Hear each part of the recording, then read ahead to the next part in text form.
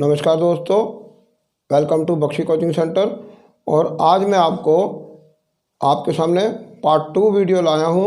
और इस वीडियो में हम आपको दिखाएंगे कि अगर 3 वर्ष या उससे अधिक समय के लिए चक्रवृद्धि ब्याज या ब्याजों को साधारण ब्याज का अंतर दिया हो तो उसके लिए किस प्रकार से इन प्रश्नों को हल करेंगे। तो इससे पहले हमने पार्ट 1 की वीडियो डाली थी, उसमें हमने 2 वर्षों के लिए चक्रवृद्धि ब्याज और साधारण ब्याज के बीच का अंतर ज्ञात करने के लिए तरीके दिखाए थे, ट्रिक दिखाई थी।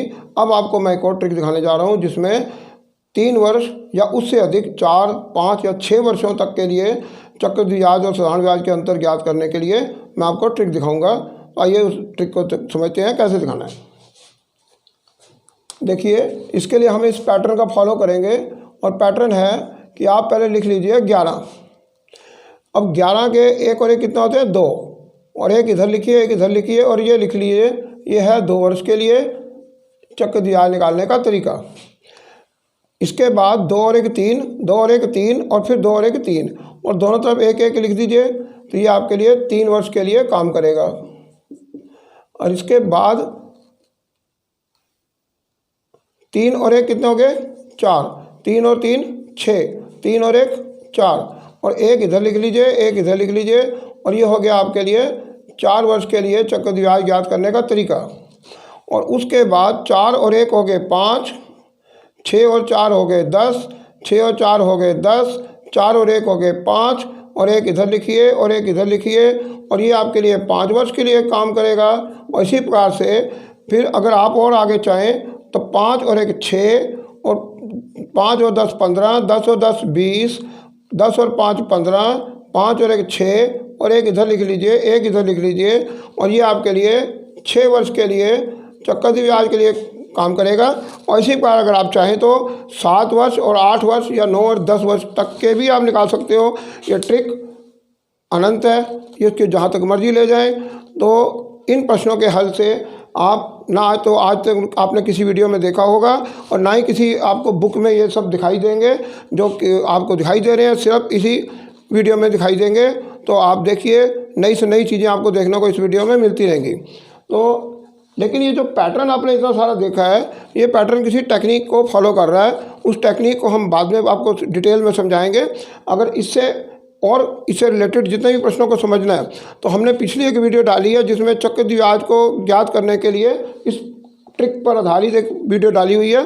उसे आप हमारे पिछली वीडियो में देख लीजिए तो आपको पूरे प्रश्नों को समझ आएंगे। उसमें हमने 2, 3, 4, 5 सभी वर्षों के चक्रवृद्धि ब्याज और साधारण ब्याज और सभी कुछ निकाले थे इसके द्वारा। अब ये ट्रिक जो आपने देख ली, अब इसके बाद मैं इसको थोड़ा सा एक्सप्लेन कर देता हूँ। इस वीडियो को मैं ट्रिक को हटाने लगा हूँ। तो आपने देख ली, अब इसको हम इस पर काम करेंगे, इस वीडियो के ऊपर आगे चलेंगे। आइए दोस्तों देखते हैं पहले प्रश्न में क्या कहा जा रहा है। तो इस स्टेटमेंट को देखते हैं। पहले प्रश्न में कहा जा रहा है कि 18,000 रुपये के 3 वर्ष के लिए 10% वार्षिक की दर से चक्रवृद्धि ब्याज तथा साधारण ब्याज का अंतर ज्ञात करें। ऑप्शन है 500 रुपये, 550 रुपये, 558 रुपये और 600 रुपये। तो अभी आपको मैंने 3 वर्ष के लिए एक तरीका बताया था, तो उसमें यहाँ साइड पे मैं उसको लिख देता हूँ, आपको याद रहेगा। ऑप्शन था 11, फिर मैंने किया था 121, और फिर किया था 1331। ये था 2 वर्ष के लिए और ये है 3 वर्ष के लिए। तो अभी हमको 3 वर्ष के लिए देखना है। देखिए, सबसे पहले तो ये है कि ये जो आपको 1331 दिखाई दे रहा है, इसमें जो 1 है वो मूलधन के लिए है, और बाकी जो 3 1 है वो चक्रवृद्धि ब्याज के लिए प्रयोग किया जाता है। और कैसे प्रयोग किया जाता है वो मैं आपको भी दिखाता हूँ। तो आइए पहले हम देखते हैं कि 10% को हम क्या करेंगे। 10% को हम पहले बटे में बदल देंगे, भिन्न में बदल देंगे। 10% होता है 10/100। 10/100 का मतलब है 1/10। तो आपकी जो दर 10% है वो भिन्न में 1/10 में परिवर्तित हो गई, बदल दी। अब इसके बाद हमारा काम सिर्फ चक्रवृद्धि ब्याज और साधारण ब्याज का अंतर ज्ञात करने के लिए आ रहा है, तो एक की हमें ज़रूरत नहीं है। तो आप सिर्फ लिख लीजिए 331। ये लिखिए यहाँ से 331, इन तीनों को लेना है मैंने, 331, एक को छोड़ देना है। एक का प्रयोग हम तब लिखते हैं जब मिश्रधन ज्ञात करना हो। तो मिश्रधन नहीं ज्ञात करना तो एक की ज़रूरत नहीं है, हम सिर्फ 331 लेंगे। और यहाँ रफ वर्ग में क्या करेंगे, जो आपकी 18,000 है उस 18,000 को लिख लीजिए। और 18,000 का मुझे क्या करना है 10वां हिस्सा, और 18,000 का 10वां हिस्सा कितना है 1800। तो यहाँ मैं लिखूँगा 1800 और ये मेरा 1800 हो गया, और 1800 का 3 से गुणा करके क्या आया 5400 रुपये। वैसे मैं आपको बता दूँ, ये जो आपने लिख लिया है ये आपका साधारण ब्याज है, इसकी हमें ज़रूरत अभी नहीं पड़ेगी, लेकिन मैंने कर दिया, आपको दिखा दिया। तो अब इसके बाद क्या करना है मुझे, 1800 का मुझे 10वां हिस्सा लेना है। 1800 का 10वां हिस्सा कितना है 180 रुपये। मैंने यहाँ 180 रुपये लिख लिया 1800 का 10वां हिस्सा, क्योंकि मेरी 10% है तो हर बार मुझे उसका 10वां हिस्सा लेना है। तो पहले मैंने 18,000 का 10वां हिस्सा लिया था 1800, जो कि मैंने 3 से गुणा किया तो 5400 रुपये आ गया। ये पहली जो लाइन होती है ये साधारण ब्याज के लिए होती है। और सबसे पहले अगर मैं 1 लिख के यहाँ 18,000 लिखता तो वो बनती मेरी मूलधन, उसकी मुझे ज़रूरत नहीं है। अगर मिश्रधन निकालना होता तो मैं 1 लिख के 18,000 लिखता और 18,000 को यहाँ लिख देता, पर मुझे मिश्रधन निकालने को नहीं कहा गया है और ना मुझे मिश्रधन की ज़रूरत है। मैं सिर्फ यहाँ 331 लिखूँगा, ये वाले 331, और ये 18,000 का 10वां हिस्सा 1800 मैंने लिया और 1800 गुना 3 5400 किया, और ये मेरे लिए साधारण ब्याज आ गया। और अब मैंने इसको 10वां हिस्सा लिया 180, और ये हो गया 18 3 54, और यहाँ लिखा मैंने 54 और 540 लिख दिया ये। और उसके बाद 180 का 10वां हिस्सा लिया मैंने 18, और ये मैंने लिख दिया 18। अब मैं क्या करूँगा, इन दोनों का सिर्फ टोटल लगाऊंगा, इन दोनों का योग करूँगा। इन दोनों का योग कितना आ रहा है 8 का 8, और 54 और 1 55, और ये रहा आपका आंसर। हो गया आंसर, छुट्टी। तो ट्रिक वो जो कुछ करके दिखाए, मेरे कहने से कुछ नहीं होगा, जो कुछ करेगा काम बोलेगा। ट्रिक बोलती है अपने आप बोलेगी।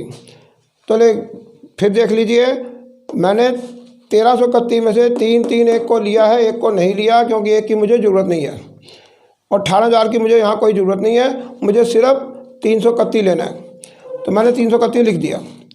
अब 18,000 का 10वां हिस्सा 1800 है, ये आपके सामने आया। 1800 का 10वां हिस्सा कट गया, 10% का मतलब 10वां हिस्सा होता है, और 10वां हिस्सा हो गया 1800। तो 1800 को 3 से गुना किया 5400। हालांकि 5400 की भी मुझे ज़रूरत नहीं है, इस 5400 को मैं आराम से बड़े आराम से काटा मार दूंगा। मुझे 5400 का यहाँ कोई लेना देना नहीं है, मुझे 5400 से कोई मतलब नहीं। मेरे को सिर्फ 1800 का 10वां हिस्सा चाहिए था 180, वो मिल गया मेरे को। 180 को 3 से गुणा किया तो आया 540, और 180 का 10वां हिस्सा 18, तो 18 कम 18, मुझे 540 और 18 को जोड़ना है। और ये जो आपने देखा ये था ब्याजों का अंतर, ये है ब्याजों का अंतर। और अगर मैं 5400, 540 और 18 तीनों को जोड़ूंगा तो मेरे को जो मिलेगा वो होगा मेरा चक्रवृद्धि ब्याज। तो आगे जितने भी प्रश्न आएंगे, मान लीजिए मुझे साधारण ब्याज और चक्रवृद्धि ब्याज याद करने के बोला जाए, तो मैं इन तीनों को जोड़ूंगा, 5400 को, 540 को, 18 को जोड़ के जो आएगा मेरा वो चक्रवृद्धि ब्याज होगा। लेकिन और 5400 मेरा साधारण ब्याज होगा।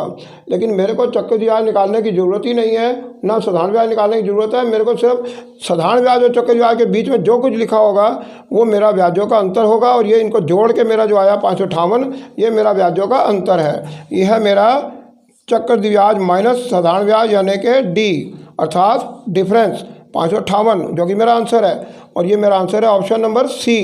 तो मैंने आपका 3 वर्ष के लिए ये आसानी से निकाल दिया है। ना आपको चक्रवृद्धि ब्याज निकालने की ज़रूरत पड़ी, ना आपको साधारण ब्याज निकालने की ज़रूरत पड़ी, ना ही आपका कोई लंबा चौड़ा मैंने कोई फार्मूला दिया है, ना ही कुछ किया। ये सिर्फ एक सिंपल सी ट्रिक है, बहुत ही ज़्यादा सिंपल ट्रिक है। इसके मदद से आप सिर्फ 3 सेकंड के अंदर इन प्रश्नों को हल कर लेंगे, ओनली 3 सेकंड्स। अब थोड़ी सी प्रैक्टिस आपकी हो जाए तो आप 3 सेकंड में इसको बड़े आराम से कर लेंगे। अब देखते हैं हम इसके बाद अगला प्रश्न। अगला प्रश्न देखते हैं दोस्तों, दूसरा प्रश्न।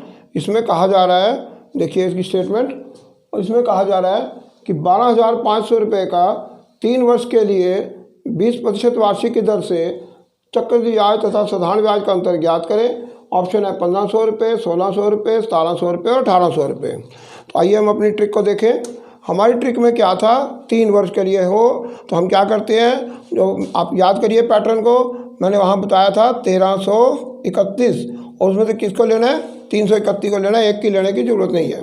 तो उसके पहले एक तो 1331 लेना है, दूसरा काम क्या करना है कि जो आपकी 20% दर है उस 20% को हम 20% का मतलब हो गया 20/100, तो इसको 20 से कम 20, 20 5 100, मतलब 1/5।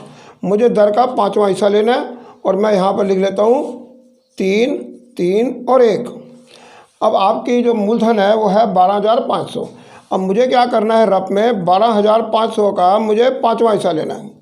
ठीक है, तो 12,000 का 5वां हिस्सा, 12,500 का 5वां हिस्सा मैं लेके वहाँ लिख दूंगा। तो ये 5वां हिस्सा है 25 5 125 और 2500। तो मैं लिखता हूँ यहाँ 2500। तो 2500 गुणा 3 कितने होते हैं, 7500। ये हालांकि मुझे इसकी ज़रूरत नहीं पड़ेगी, ये मेरा साधारण ब्याज है।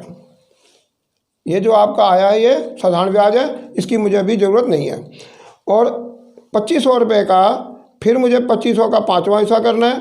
2500 का 5वां हिस्सा आया 500, और 500 का मैं यहाँ लिख देता हूँ 500, अर्थात कितना हो गया, 5 ये 1500। और इसके बाद मुझे क्या करना है, 500 का 5वां हिस्सा, 500 का 5वां हिस्सा है 100 रुपया।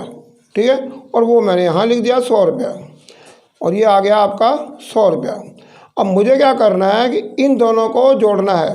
तो 1500 और 100 कितने हो गए, 1600 रुपये। और 1600 रुपये क्या है आपका, 1600 रुपये आपका आंसर आ गया। हो गया ख़त्म, निकल गया। लो 1600 रुपये आंसर आ चुका है। देखिए मुझे 12,500 का 5वां हिस्सा दिया था 2500। ठीक है, 5 से भाग दिया 2500 आया। 2500 गुणा 3 7500। आप ना भी करें तब भी आपका काम चल जाएगा, इसकी यहाँ ज़रूरत नहीं है। मेरे को 7500 की ज़रूरत नहीं है, मुझे कोई ज़रूरत नहीं है 2500 को 3 से गुणा करने की। सिर्फ 2500 मुझे चाहिए था तो 2500 मैंने ले लिया। 2500 का मुझे 5वां हिस्सा करना है जो कि 500 रुपये। 500 को 3 से गुणा करना है, ये 1500 मुझे चाहिए। और फिर 500 का 5वां हिस्सा 100 रुपया, 100 रुपये 1 से गुणा किया 100 रुपये आया।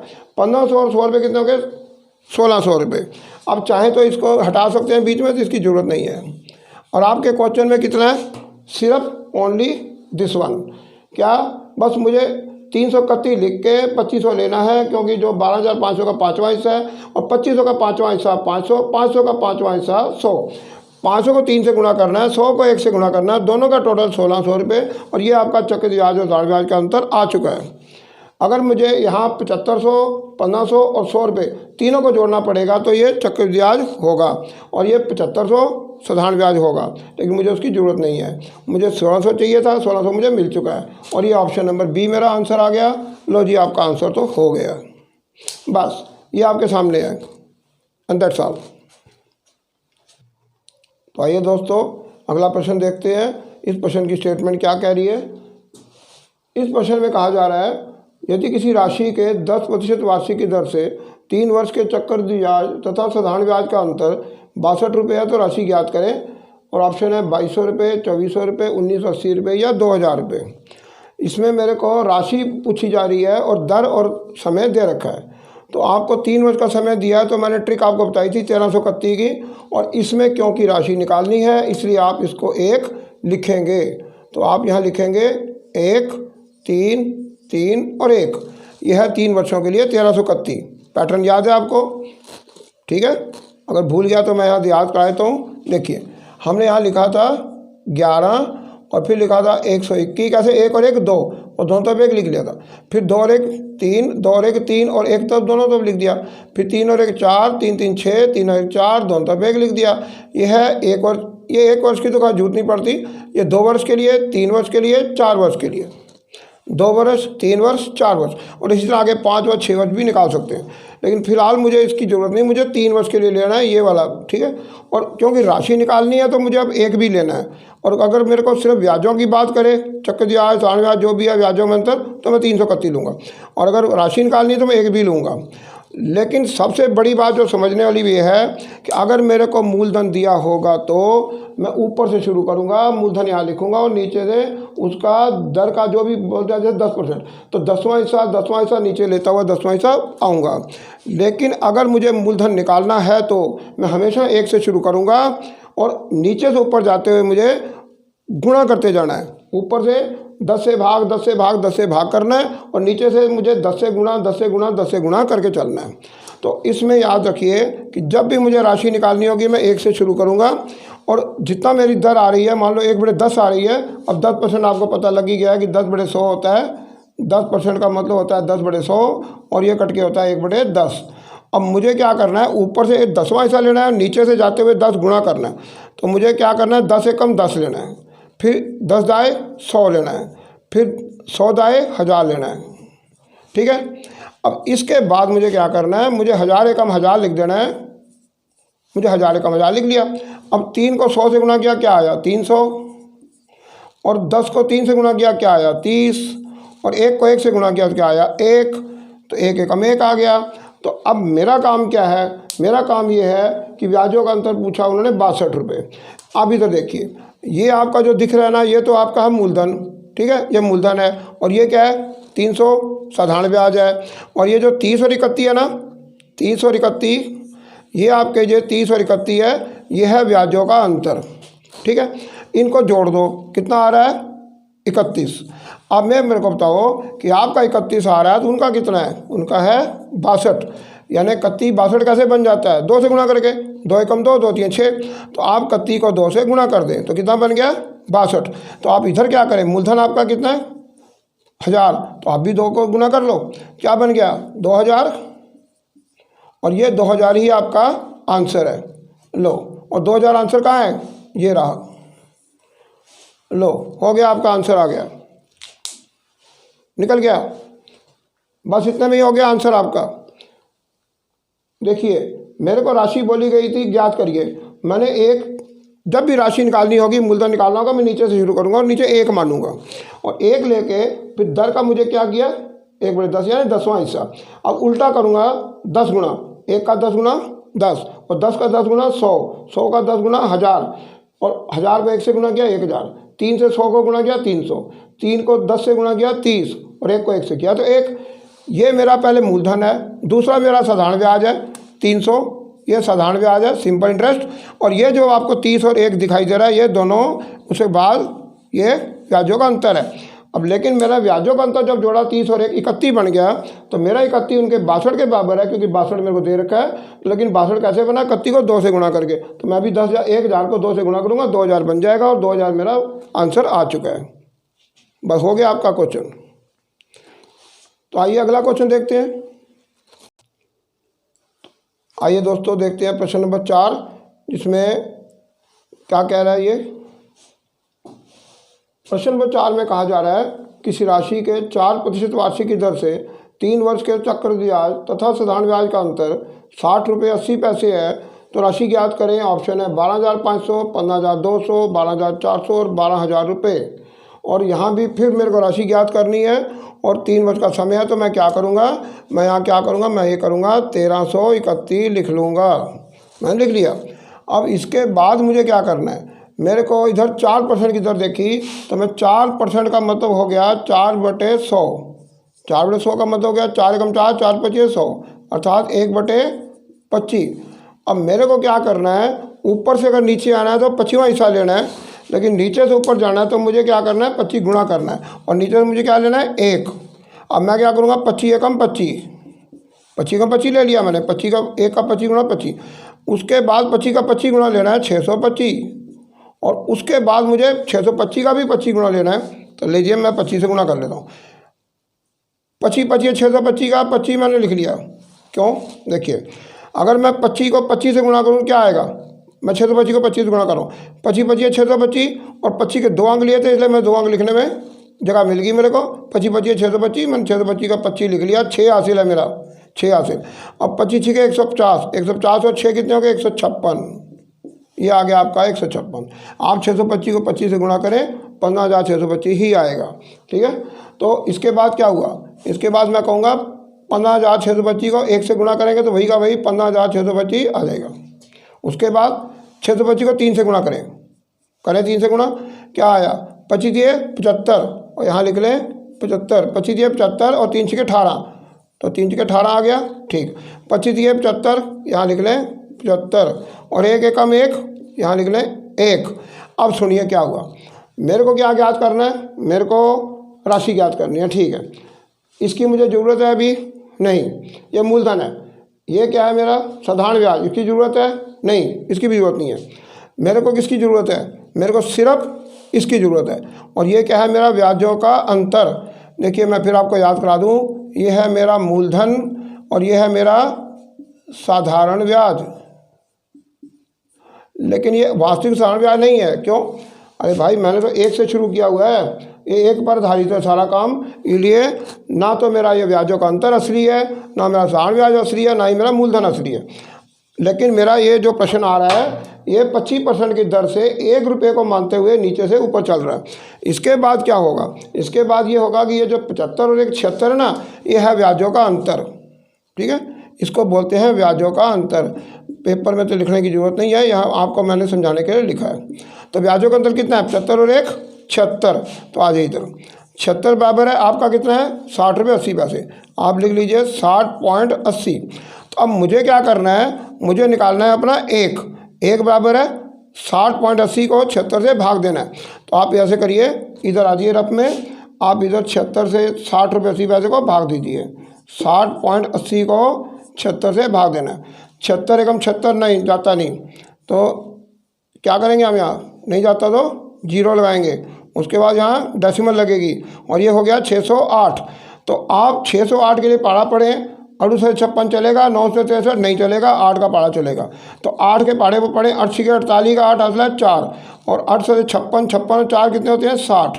लो ये तो कट गया, तो बाकी बचा 0 की कोई वैल्यू नहीं है। तो आपका क्या बना 0.8, ये बन गया आपका 0.8। अब मुझे क्या करना है कि मेरा एक जो है वो 0.8 के बराबर है, एक है 0.8। 76 है 60 रुपये 80 पैसे और एक है 0.8, क्योंकि मैं 76 से भाग दिया तो 0.8 आया। अब मेरा मूलधन कितना आ रहा है 15,625। तो मैं क्या करूँगा, 15,625 को 0.8 से गुणा करूँगा। लो जी, 25 अठे 200 के 2 जीरो लगा लिए मैंने, क्योंकि 25 अठे 200 और 25 के 2 अंक लिए थे, इसलिए 2 अंकों में 0 लगा लिए 200 के। 25 अठे 200 और 2 मेरा हासिल है, बाहर लीजिए 2। अब आगे आ रहा 80 48 और 2 50 का 0 हासिल है 5 और ये रहा 15 15 अठे 120 और 5 कितने हो गए 125 और कितने आ गए 12,000 ये। लेकिन ये 0.8 है, एक पॉइंट लगी हुई है, इसलिए पॉइंट की मतलब 1 0 काट दो, तो बाकी क्या रहेगा 12,500। तो आपका आंसर कितना है, आपका आंसर आया है 12,500, जो कि आपका आंसर है मूलधन। और ये लीजिए आपका 12,500 ऑप्शन नंबर ए में आ रहा है। आप फिर देख लीजिए, इतना लंबा क्वेश्चन नहीं है, ये बड़े आसान क्वेश्चन है, थोड़ा समझाने के लिए मैंने टाइम लगा। देखिए 1331 आपने लिख लिया, ठीक है, आपने नीचे से शुरू करना है और आपका 4% की बन गया 1/25। तो आपने क्या किया, पहले 1 से शुरू किया, पहले 1 लेना है, उसका 25 गुना 25 हो गया, 25 दिए 75 चल 50। और आगे आपको जाने की जरूरत नहीं है, लेकिन मेरे को मूलधन चाहिए ना, इसलिए मेरे को जाना 25 25 625 और 625 को 25 से गुणा किया, 15,625 आ गया। उसके बाद ये मैंने कर दिए, हालांकि मुझे 1875 की भी जरूरत नहीं थी, ये सिर्फ 15,625 मुझे चाहिए। लेकिन ये जो पहला होता है मूलधन होता है और दूसरी लाइन होती है साधारण ब्याज की, और उसके बाद जो कुछ भी होता है वो चक्रवृद्धि ब्याज और साधारण ब्याज का अंतर होता है, जो कि 76 है, 76 1 76। तो 76 बराबर है मेरे 60 रुपये 80 पैसे के, तो एक बराबर है 60 रुपये 80 पैसे को 76 से मैंने भाग दिया, तो आया मेरा 0.8 और एक बराबर है 0.8 के, और 15,625 जो मूलधन है उसको 0.8 से गुना किया तो कितना आ गया, ये आ गया जो भी आपके सामने 125 आ गए 3 जीरो, लेकिन 0.8 होने के नाम के 1 जीरो कट गई और फिर क्या हो गया 12,500 आ गया, जो कि मेरा आंसर था। 12,500 मेरी राशि का आंसर निकल चुका है। और इस पर आपने देखा कि इस प्रश्न नंबर 4 को हमने राशि को बड़ी आसानी से हल कर लिया है, और वो भी इसी सिंपल ट्रिक से किया है, और बड़ी आसानी से प्रैक्टिस हो जाएगी आपको, ये 4 5 6 सेकंड में निकल जाया करेगा, ज़्यादा टाइम नहीं लेगा। तो आइए अगला प्रश्न देखते हैं। आइए दोस्तों प्रश्न नंबर 5 देखते हैं। अब इस प्रश्न नंबर 5 में आपको दर निकालने के लिए कहा जा रहा है। इसमें मूलधन और दोनों ब्याजों का अंतर दिया हुआ है और दर ज्ञात करने के लिए कहा जा रहा है। अब इसमें थोड़ी सी हमें परिवर्तन करना पड़ेगा तरीके में। वो क्या परिवर्तन है, जो आपने अभी देखा था जिस तरीके से हम 1331 लगा के कर रहे थे, वो तरीका अब नहीं चल पाएगा, क्योंकि ये तरीका, इस तरीके की 2 लिमिट्स हैं। एक तो दर ना दी हो तो ये तरीका काम नहीं कर सकता, और अगर समय ना पता हो तो भी ये तरीका काम नहीं करता, बाकी सारे तरीके से काम करता है। ये मूलधन निकाल सकता है, ब्याजोमंतर निकाल सकता है, चक्रवृद्धि ब्याज निकाल सकता है, साधारण ब्याज निकाल सकता है, सब कुछ निकाल सकता है। सिर्फ इसकी लिमिट ये है कि ये अगर दर ना पता हो तो ये काम नहीं करता, और समय ना पता हो तब भी ये काम नहीं करता, वरना ये सारे प्रश्न कर लेता है। अब दर पूछी जाए तो फिर हमें कोई अलग तरीका करना पड़ता है, वो मैं आपको दिखाने जा रहा हूँ क्या तरीका है। तो अगर दर निकालनी हो तो ऐसी बात नहीं है, हालांकि ये जो तरीका मैं देने जा रहा हूँ ये सभी कुछ निकाल सकता है, ये राशि निकाल सकता है, ब्याजों में अंतर भी निकाल सकता है और दर भी निकाल सकता है, लेकिन हम इसको प्रयोग नहीं करते क्योंकि इसमें थोड़ा सी कैलकुलेशन ज़्यादा होती है। इसलिए हम इसको जो अभी मैंने 13 का तरीका किया था वो 3 सालों के लिए कर लेते हैं। और लेकिन जो ये तरीका अब आ रहा है ये दर के लिए मुझे मजबूरी में करना पड़ेगा। देखिए क्या चीज़ है, आपको पिछली वीडियो में मैंने 2 वर्षों के लिए निकालने का तरीका बताया था, ट्रिक। अगर आपने मेरी पिछली पार्ट 1 की वीडियो नहीं देखी हुई है तो इससे पहले पार्ट 1 की वीडियो देख लीजिएगा, उसमें आपको 2 वर्षों के लिए ब्याजों का अंतर, राशि और दरें निकालने का तरीका सारा बताया हुआ है, उसको देख लीजिएगा। तो उसमें 2 वर्ष के लिए मैंने ट्रिक लगाई थी कि डी बराबर है ब्याजों का अंतर, और वो होता है PR² बटे 100 का वर्ग। ये था 2 वर्ष के लिए। 2 वर्ष के लिए डी यानी ब्याजों का अंतर और P मैंने मूलधन और R मैंने दर, तो D बराबर है PR² बटे 100 का स्क्वायर। ये मैंने 2 साल के लिए किया था। और अब इसमें क्या करना है, अगर 3 वर्ष का होगा तो इसके साथ एक चीज़ और जुड़ जाएगी, 300 जमा R बटे 100, बस इतना करना है आपने। ये तरीका 2 वर्ष के लिए है, PR² बटे 100 का वर्ग, और आगे क्या करना है उसमें 300 जमा R बटे 100 की गुणा कर देनी है, और ये तरीका 3 वर्ष के लिए काम करेगा। अब इसी टेक्निक को ले आके हम यहाँ हल करेंगे। आइए देखते हैं। तो इसी तरीके को यहाँ लिखना है। तो ये आपका आ गया D, तो D कितना है आपका 248, तो यहाँ लिख लीजिए 248। 248 बराबर है P कितना है, P आपको ज्ञात करना है, और R कितनी है आपकी R है 3 वर्ष के लिए किसी ब्याज का अंतर 248 है, दर ज्ञात करनी है, और P आपका 8,000 दे रखा है, तो 8,000 मेरा मूलधन है और दर मेरे को निकालनी है जो कि R² है। देखो 248 ब्याजों का अंतर है जो कि मेरा D है, वो मेरे दिया हुआ है, मैंने लिख दिया। आगे मेरे लिखा हुआ है P, तो मैंने P लिख दिया 8,000। आगे R² है तो मैंने R² लिख दिया। उसके आगे नीचे लिखा हुआ है 100 का वर्ग, तो नीचे लिखिए 100 का वर्ग। 100 का वर्ग कितना होता है 10,000, 100 का वर्ग हो गया 10,000, और आगे है गुणा 300 जमा R जो कि मुझे नहीं मालूम, और नीचे क्या लिखा है 100, लिख लीजिए। ठीक है, हो गया। अब सुनिए क्या हुआ, 8,000 के 3 0 से कट गए, ठीक है। अब रह गया 8 और 10 और ये 100, तो 8 एकम 8, दोनों तरफ 8 से भाग दिया जा सकता है। 8 एकम 8 और 8 3 24, 8 एकम 8, ये हो गया 31। अब क्या करेंगे कि ये 0 और ये 100 और 10, 100 दाए कितना होता है 1000, तो 1000 को गुणा करेंगे 31 से, तो क्या बन गया 31,000। 31,000 बराबर है। अब यहाँ लिखेंगे सामने R² गुणा 300 जमा R। अब आगे क्या करेंगे, अब आगे आपने ये करना है कि ऑप्शन उठा के इनको ऑप्शन को दरों में रख के अपनी देखेंगे, अगर लेफ्ट हैंड साइड और राइट हैंड साइड यानी बायां पक्ष और दायां पक्ष बराबर आ गए तो वो ऑप्शन आपका सही होगा। तो आइए हम पहले ऑप्शन नंबर A को रख के देखते हैं। तो लिख लीजिए 31,000 बराबर है R का वर्ग, R है 10, 10 का वर्ग कितना हो गया 100, और आगे क्या हुआ 300 जमा R, R कितनी है 10, तो 300 जमा 10 कितनी होगी 310। ये बताओ कि ये 31,000 आपका आ चुका है, और ये क्या है 310, 31 को इससे गुणा करें क्या आएगा 31,000। जब इधर भी 31,000 और इधर भी 31,000 आ रहा है तो इसका मतलब ये होगा कि लेफ्ट हैंड साइड बराबर है राइट हैंड साइड, यानी कि बायां पक्ष बराबर है दायां पक्ष। इसका मतलब ये हुआ कि 10% आपकी जो दर है वो सही है, और आपका आंसर कितना है 10% आपका आंसर आ चुका है। लो हो गया आपका आंसर, ये रहा आपकी दर और ये रहा आपका आंसर। अब अगर हम 12% लगाएंगे तो यहाँ 12 बार 144 आएगा और ये 312 हो जाएगा। पहली बात यही देख लीजिए, आपको पूरा करने की जरूरत नहीं पड़ेगी। सुन लीजिए, देखिए अगर मैं यहाँ 12% रखूँगा तो 12 बारी 144 यानी 4 आ जाएगा, और यहाँ 312 में 2 आएगा, और 4 और 2 गुणा करके क्या देंगे 8, जबकि यहाँ 0 है, 12 फेल हो गया। 9 9 81 1 आएगा, और 300 जमा 9 कितना आएगा 9 आएगा, और 9 एकम 9 जीरो नहीं आएगी, गलत होगी। 8% रखूँगा तो यहाँ हो जाएगा 8 बटे 64 4 आएगा, और यहाँ क्या होगा 308 8 आएगा, और 8 को 4 से गुणा करके क्या आएगा 8 चौके 32 2 नहीं जीरो नहीं आएगी। तो ये भी गलत होएगा, ये भी गलत होएगा, ये भी गलत होएगा। तो सही कौन होएगा 10% वाला, सिर्फ 10% वाला सही रखेगा, क्योंकि वही जीरो दे सकता है, वही आपके आंसर दे देगा, वो 31,000 रुपये दे रहा है। तो ये अगर आप ये नहीं भी करते तब भी ये 12 9 और 8 तीनों गलत हो जाते हैं।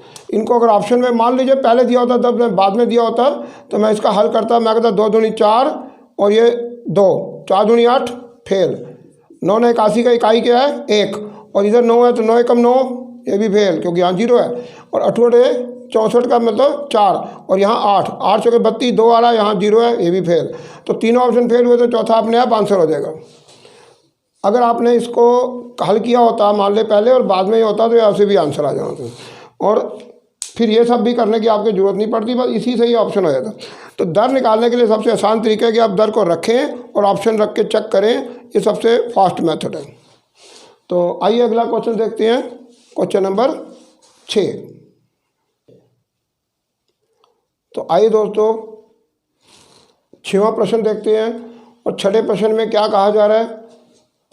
छठे प्रश्न में कहा जा रहा है कि 40,000 रुपये की राशि का किसी निश्चित दर से 3 वर्ष के चक्रवृद्धि ब्याज तथा साधारण ब्याज का अंतर 305 रुपये है, तो दर ज्ञात करें। ऑप्शन दिए हैं 8%, 10%, 6% और 5%। तो इसमें वही पिछला तरीका चलेगा, और 1331 का तरीका नहीं चल पाएगा, क्योंकि दर ज्ञात करने के लिए वो जो मैंने आपको 1331 का तरीका बताया उसकी लिमिट मैं बताई थी आपको कि उसमें दर और समय का ज्ञात होना ज़रूरी है, तो वो बिना दर के नहीं निकल पाता। तो दर निकालने के लिए जो मैंने ट्रिक दी थी आपको, वो ट्रिक यह रही आपके सामने। ये देखिए मैंने लिखा था D बराबर है PR² बटे 100 का वर्ग गुणा 300 जमा R जो कि दर है बटे 100, और इसमें D ब्याजों का अंतर है, P मूलधन है, R दर है, और बाकी आपके R वही दर लगी है। तो इस तरीके में ये जो 2 साल के लिए, इतना वाला 2 साल के लिए काम करता है, D बराबर PR² बटे 100 का स्क्वायर 2 साल के लिए काम करता है, और आगे 300 जमा R बटे 100 लगा के 3 वर्षों के लिए इसको ज्ञात किया जाता है। अगर आपने 2 वर्षों के लिए ब्याजों के अंतर, उनके राशि और उनके मूलधन ज्ञात करने के लिए ये प्रश्न समझने हैं, तो आप हमारी से पिछली वीडियो पार्ट 1 को जरूर देखें, उसमें ये 2 वर्ष के प्रश्नों समय पर इस तरीके से सारे प्रश्न किए गए हैं, सभी आधारित हैं जो कि निकल जाते हैं। और जो मैंने आपको 1331 वाला तरीका बताया उसके तरीके से भी, उसके तरीके से तो 2 वर्ष के भी निकलते हैं, 3 वर्ष के भी निकलते हैं, 4 5 6 वर्ष तक के भी निकल जाएंगे। आप जितना मर्जी करते जाएं, वो सबसे बेस्ट तरीका है वो जो अब किया हुआ है। लेकिन फिलहाल वो दर के मामले में वो दर ज्ञात करने के लिए वो तरीका काम नहीं कर पाता, इसलिए बस बाकी सब कर देता है। तो आइए फिर क्या करें, चलो जी अंतर 305 है तो लिख लीजिए 305 D को लिखो जी 305। आगे P आपकी 40,000 है, लिख लो 40,000 लिख लिया आपने। उसके बाद R² लिख दो। नीचे क्या है 100 का वर्ग हो गया 10,000, और आगे आया 300 जमा R, 300 जमा R लिख लीजिए, नाचे 100 नीचे लिख लीजिए। अब आगे क्या हुआ देखिए, इसके 4 जीरो कट गए, ख़त्म काम। बाकी बचा 4 ने इसको काट दिया, 4 पचिए 100 हो गया। अब आगे 25 300 को नहीं काटेगा, ध्यान दीजिए 300 जमा R है, ये 300 से 25 को काटना दीजिएगा, गलत हो जाएगा। अब आगे का काम क्या है, आगे सुनिए। 25 को गुणा करने की जरूरत नहीं है, आप सिर्फ लिखो 305 गुणा 25 लिख लिया। चलो 305 गुणा 25, और आगे क्या है इधर R² गुणा 300 जमा R जो कि आपकी स्टेटमेंट में आ रहा है, आपने लिख दिया। अब क्या करना है, हमने ऑप्शन चेक करने हैं। देखिए 8 आया, 8 का वर्ग कितना आएगा 8 बटे 64 यानी 4 आएगा, और यहाँ क्या आएगा 300 जमा 8 आएगा, 8 चौके 32, और यह आएगा 2, जबकि ये 5 दोनों 5 हैं, 5 5 गुना करके 5 ही देते हैं, और 2 नहीं आ पाएगा, 8 की तो प्रश्न दर हुई गलत। मैं आपको करके दिखाता हूँ रफ में। देखिए आपको यहाँ दोनों 5 है, इकाई पर क्या आएगा 5, इकाई पर रख लीजिए, दोनों 5 हैं, 5 इकाई, 5 को 5 से गुणा करें इकाई पर 5 आता है। यहाँ क्या आने वाला है, अगर 8 रखूँगा तो क्या आएगा, 8 बटे 64 इकाई पर 4 आएगा, और यहाँ 300 जमा 8 क्या होगा, 8 होगा। ये बताओ 8 जो कि 32 का 2 आएगा और यहाँ 5 होगा, तो 8% इधर जो है वो गलत हो जाएगी, नहीं काम करेगी, पूरा हल करने की जरूरत नहीं है। आगे आया 10, 10 में तो भाई यहाँ 10 दाए 100 देना है, और यहाँ 5 है, दोनों 5 है, इकाई पर 5 आएगा, और यहाँ 10 में क्या देना है, 0, यहाँ 10 में देना है 100 की इकाई 0, और वहाँ की क्या आएगा 310। तो जब 310 को इसे करूँगा दोनों 0 क्या देंगे, 0 देंगे, 5 तो नहीं देंगे ना, गलत हो गया, 10 गलत होगी। आगे आया 6, यहाँ क्या लिखा हुआ है 5, इकाई पे 5 है, और ये 6 क्या देगा आपको, 6 छिके 36, यानी कि 36 आ जाएगा, और यहाँ क्या आने वाला है 306, और 306 को 6 से गुणा करने क्या आएगा, इकाई पर 6 आएगा, जबकि 5 है, 5 तो आता नहीं, ये भी इधर गलत होगी। तो बचा सिर्फ 5, ये आपका आंसर है। वेरिफिकेशन करनी है, लीजिए कर लीजिए। वेरिफिकेशन में क्या होगा, यहाँ पर 5 है, ठीक है 5 है, ये दोनों, ये देखिए इन दोनों 5 को गुणा करने से 5 आ जाएगा, और यहाँ क्या है 5, तो 5 5 क्या आएगा 25, और आगे क्या आ रहा है 300 जमा 5 305। 1 मिनट, यहाँ क्या लिखा हुआ है 305 गुणा 25, और यहाँ क्या आया 25 गुणा 305, 25 गुणा 305, 25 गुणा 305, दोनों तरफ बराबर आ रहा है, तो इसलिए 5 की दर आपकी काम कर रही है। ठीक है, तो आपका जो आंसर है वो 5% आंसर हो गया है, 5% आंसर आ गया है, और ये आपका ऑप्शन नंबर डी आंसर है।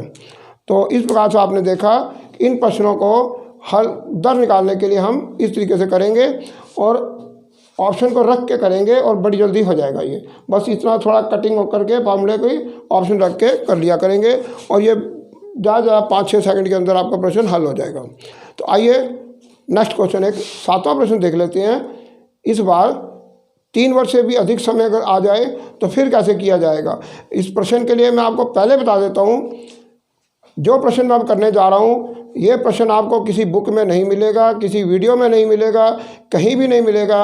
अगर आपको कहीं मिलेगा तो मुझे कमेंट करके ज़रूर दीजिएगा, मैं अपना व्हाट्सएप नंबर अभी आपको देता हूँ, क्योंकि मैंने तो आज तक कभी देखा नहीं। लेकिन आगे आने वाले पेपरों में हम हर प्रकार की तैयारी करके चलेंगे, रिस्क नहीं लेंगे। तो मैं आपको 4, 5, 6 सभी तरीके बता दूंगा। ये जो आपको तरीका देने जा रहा हूँ, इससे आप 3 वर्ष से क्या 4, 5 कुछ भी दिया हो तो आप ब्याजों के अंतर को बड़े आराम से ज्ञात कर लेंगे, चाहे वो कुछ भी समय दिया हो। तो आइए देखते हैं 7वां प्रश्न देख लेते हैं। आइए दोस्तों प्रश्न नंबर 7 देखते हैं। इस प्रश्न नंबर 7 में समय दिया हुआ है 4 वर्ष। मैंने आपको कहा था मैं आपको एक ऐसी ट्रिक देने जा रहा हूँ जिसमें आप 3 वर्ष या उससे अधिक 4 वर्ष, 5 वर्ष, 6 वर्ष कोई भी समय दिया हो, आप इसका आसानी से चक्रवृद्धि ब्याज भी निकाल सकते हैं, साधारण ब्याज भी निकाल सकते हैं, और ब्याजों का अंतर भी ज्ञात कर सकते हैं, और सब कुछ निकाल सकते हैं। नंबर 2 मेरा चैलेंज ये है कि अगर ये वीडियो जिसमें 4, 5, 6 वर्षों के भी ब्याजों के अंतर और राशि और सब निकालने के, साधारण ब्याज, चक्रवृद्धि ब्याज आदि निकालने का तरीका आपको किसी ने दिया हो तो आप मेरे को व्हाट्सएप कमेंट पे जरूर दें, जिसमें अगर ये दिया जाए कि 4 वर्ष, 5 वर्ष या 6 वर्ष के लिए भी ब्याजों का अंतर निकालने का तरीका कोई बताए, तो आप उस मेरे को कमेंट करके व्हाट्सएप नंबर पर ज़रूर बताइएगा। तो मैं आपको व्हाट्सएप नंबर भी शो कर दूंगा क्वेश्चन के बाद, पर आप पहले देख लीजिए कि हमने करना क्या है।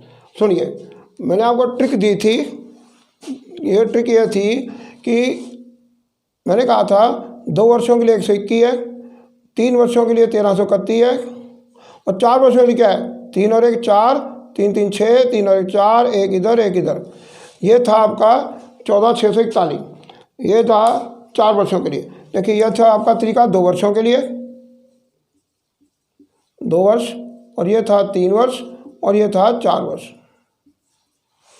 ठीक है, 2 वर्ष, 3 वर्ष, 4 वर्ष।